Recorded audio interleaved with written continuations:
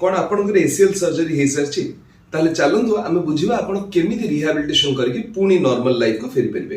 ए rehabilitation हमर पांचटा stage रे हिताय। फर्स्ट हेला अर्ली पोस्ट सर्जरी स्टेज रे आमे कोन करिथाउ 0-2 सप्ताह भीतर हिताय 90 डिग्रीज पर्यंत बेंड करिया पे हमर टारगेट थाए। सेतिर आपण आइस पैक्स देबे, गोडटी को उठेकी रखिबे आ पार्शियल वेट बेयरिंग गोटे क्रच तरीके आपण करिवे। 2 सप्ताह रु 6 सप्ताह पर्यंत हमर अर्ली रिकवरी फेज आसे जोतरे कि आमे आपण क्रच को हटे दो आपण 90 डिग्री रु 120 बा 130 डिग्री पर्यंत आंटी को बेंड करिवे।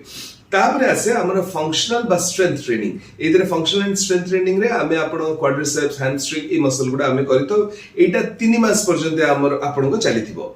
3 मास रु 6 मास पर्यंत प्री स्पोर्ट्स ट्रेनिंग बे जोथरे आपण जो स्पोर्ट्स एक्टिविटी करूछन्ती आपणकर स्क्वाट्स करिवे ए सब एक्सरसाइजेस करिवे। 6 मास रु 12 मास 6 मास रु 9 मास यूजुअली हेते जोथरे कि आपण स्पोर्ट्स रो प्रॉपर जहा खेलुतले तार ट्रेनिंग करिवे। जदि आपण वीडियोटी भल लागि थाए ताले अन्य मानक सहित शेयर करंतु, वीडियोटी को सेव करंतु आ चैनल टी को लाइक करंतु।